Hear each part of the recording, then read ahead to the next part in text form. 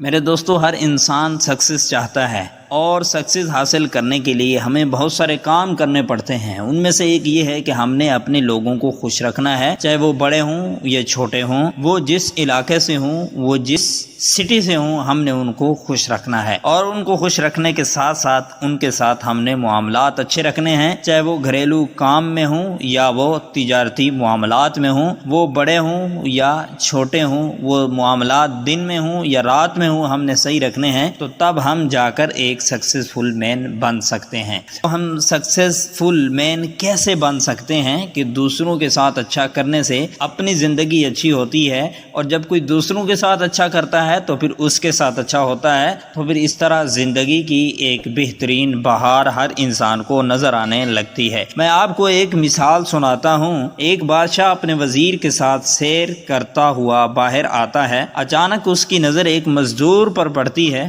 جو زمین سے اینٹ پھینکتا ہے، اور وہ اینٹ ہوا میں قلب بازیاں کھاتی ہوئی تیسری منزل پر جا پہنچتی ہے۔ بادشاہ نے حیران ہو کر وزیر سے پوچھا کہ کیا وجہ ہے کہ اس کی زمین پر کھڑے ہو کر پھینکی ہوئی اینٹ تیسری منزل پر پہنچ جاتی ہے؟ کیا یہ اتنا طاقتور ہے؟ وزیر نے بادشاہ سے عرض کیا کہ حضور، اس میں طاقت کے ساتھ ساتھ ایک اور عمل بھی ساتھ موجود ہے، اگر جان کی امان پاؤں تو عرض کروں۔ بادشاہ نے کہا کہ کہو، کیا کہنا چاہتے ہو؟ وزیر نے کہا کہ بادشاہ سلامت، ضرور اس کی گھریلو زندگی بہت اچھی گزر رہی ہوگی، اسے گھر کی طرف سے کوئی پریشانی لاحق نہیں ہوگی، اسی وجہ سے اس کی اینٹ تیسری منزل پر پہنچ جاتی ہے۔ بادشاہ نے کہا کہ تحقیق کی جائے۔ وزیر نے کہا جی حضور۔ دوسرے روز وزیر نے چند افراد کو تحقیق پر لگا دیا۔ ایک ہفتہ کے بعد ان افراد نے رپورٹ پیش کی کہ اس مزدور کی بیوی شام ہوتے ہی اپنے شوہر کے انتظار میں بیٹھ جاتی ہے۔ جیسے ہی وہ شخص گھر میں قدم رکھتا ہے، اس کی بیوی نہانے کے لیے فوراً پانی کی بالٹی اور نئے کپڑے رکھ دیتی ہے۔ مزدور جیسے ہی نہانے سے فارغ ہوتا ہے، یہ اس کے لیے کھانا لگا دیتی ہے۔ کھانا کمال احتیاط سے پکاتی ہے، نمک، مرچ اور مسالہ جات کے تناسب کا خاص خیال رکھتی ہے۔ کھانے سے فارغ ہونے کے بعد لیٹنے کے لیے بستر لگا دیتی ہے۔ سونے سے پہلے اپنے شوہر کو پینے کے لیے دودھ بھی دے دیتی ہے۔ کسی پریشانی کا ذکر نہیں کرتی اور صبر سے کام لیتی ہے۔ جب یہ رپورٹ بادشاہ کے سامنے پیش ہوتی ہے تو وہ مزید حیران ہوتا ہے اور وزیر کو کہتا ہے کہ ان کے درمیان کچھ رنجش اور چپکلش پیدا کرو، پھر دیکھیں کہ نتیجہ کیا نکلتا ہے۔ چنانچہ وزیر نے خاتون کے ملنے جلنے والی عورتوں کی مدد سے ایسا ہی کروا دیا۔ وزیر نے کسی طریقے سے اس کی بیوی کے کانوں میں بات ڈالی کہ تمہارے شوہر کے غیر عورتوں سے ناجائز تعلقات ہیں۔ پھر کیا تھا کہ شام کو مزدور جو ہی گھر پہنچتا ہے تو نہانے کے لیے بالٹی نہیں ہوتی ہے، نہ ہی کھانے کا انتظام ہوتا ہے، نہ ہی سونے کے لیے بستر۔ اس نے بیوی سے وجہ پوچھی تو وہ لڑنے مرنے کو تیار ہو جاتی ہے۔ مزدور نے بہت صفائی پیش کی، لیکن بیوی تھی کہ ماننے کو تیار ہی نہیں ہوئی۔ چند دن یہ قصہ یوں ہی چلتا رہا۔ ایک دن وزیر بادشاہ کو کہتا ہے کہ بادشاہ سلامت، ہم سیر پر چلتے ہیں اور اس مزدور کی حالت دیکھتے ہیں۔ بادشاہ وزیر سمیت سیر پر نکلتا ہے اور اسی مزدور کے پاس پہنچتا ہے۔ دیکھتے کیا ہے کہ مزدور لاکھ کوشش کرتا ہے، لیکن اینٹ پہلی منزل سے اوپر نہیں جاتی ہے۔ بادشاہ وزیر کی فہم و فراست کو مان جاتا ہے اور یقین ہو جاتا ہے کہ اینٹ کو تیسری منزل پر طاقت نہیں بلکہ انسان کی خوشگوار زندگی پہنچاتی ہے۔ قصہ مختصر یہ ہے کہ مزدور کی بیوی کو بتایا جاتا ہے کہ یہ سب تمہارے ساتھ ڈرامہ کیا گیا تھا۔ جب اسے حقیقت معلوم ہوئی تو وہ خوش ہوئی اور پھر وہی شوہر کی خدمت اور وہی اینٹ تیسری منزل پر پہنچ جاتی ہے۔ حقیقت یہی ہے کہ جو شخص گھریلو پریشانیوں سے دور ہے، جن کے گھر میں خوشحالی ہے، وہ اپنی دنیاوی زندگی کو آسان طریقے سے انجام دیتے ہیں اور کاروباری مشغلے ہوں یا تجارتی، ان میں ترقی کی منزلیں طے کرتے ہیں۔ بعض اوقات گھروں میں رنجشیں جان بوجھ کر ڈالی جاتی ہیں تاکہ ان کے درمیان ہونے والی لڑائی کو دیکھ کر